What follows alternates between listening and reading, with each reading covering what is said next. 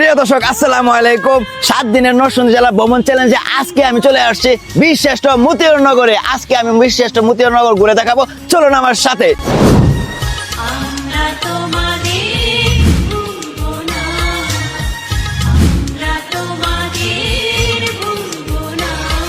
আজকে আমরা জানবো বীরশ্রেষ্ঠ মতিউর রহমান ওনার জীবন কাহিনী। 1941 সালে 29 অক্টোবর পুরান ঢাকার আগাসাদেক রোডের মুবারক লজে জন্মগ্রহণ করেন বীরশ্রেষ্ঠ মতিউর রহমান। তার পিতার নাম মৌলভী আব্দুস সামাদ এবং মাতার নাম সৈয়দা মুবারকুন্নেসা খাতুন। তিনি ছোটবেলা থেকেই ছিলেন অত্যন্ত মেধাবী, সাহসী এবং দেশপ্রেমিক। মতিউর রহমান পাকিস্তান বিমান বাহিনীতে একজন দক্ষ পাইলট হিসেবে কর্মরত ছিলেন, কিন্তু 1971 সালে বাংলাদেশ স্বাধীনতা যুদ্ধ শুরু হলে তিনি দেশের জন্য জীবন বাজি রাখতে পিছপা হননি। পাকিস্তানের একটি T-33 প্রশিক্ষণ বিমান নিয়ে বাংলাদেশের উদ্দেশ্যে রওনা হওয়ার চেষ্টা করেন, কিন্তু 1971 সালে 20 আগস্ট পাকিস্তানের থাট্টা এলাকায় বিমানটি ধ্বংস হয় এবং তিনি শাহাদত বরণ করেন। বাংলাদেশের স্বাধীনতার জন্য তার অসীম সাহস ও আত্মত্যাগের স্বীকৃতি রূপ তাকে দেওয়া হয় দেশের সর্বোচ্চ সামরিক সম্মান বীরশ্রেষ্ঠ উপাধি।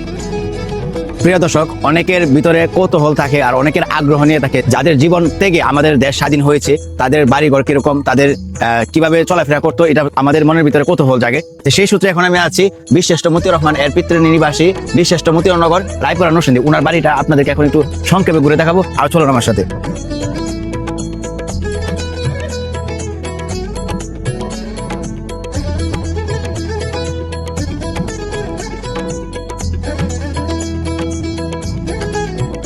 এই মুহূর্তে যে জায়গায় দাঁড়িয়ে আছি এটা হলো বীরশ্রেষ্ঠ মতিউর নগরের সবচেয়ে বড় মসজিদ, যে মসজিদটি নির্মিত হয়েছিল 1924 সালে। বুঝতেই পারতেছেন দর্শক এই মসজিদটি কত ঐতিহ্যবাহী এবং পুরনো।